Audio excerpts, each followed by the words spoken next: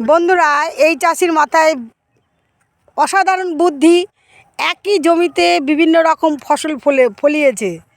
তাই এই চাষির কাছে যদি সবজি কেনা হয় তাহলে আর অন্য কোনো জায়গায় যেতে হবে না। দেখতে পাচ্ছ বন্ধুরা তোমরা, ছোলা শাক রয়েছে, ভেন্ডি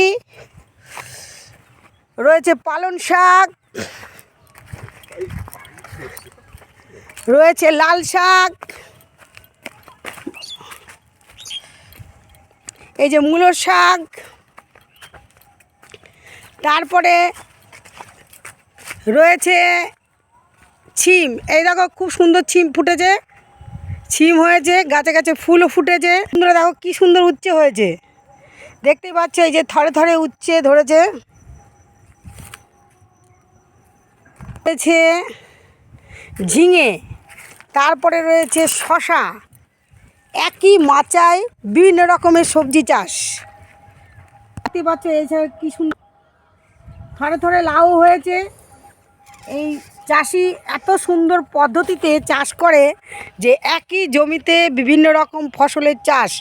আবার ওই দেখো চাল কুমড়োও হয়েছে, দেখতে পাচ্ছ বন্ধুরা চাল কুমড়োটা।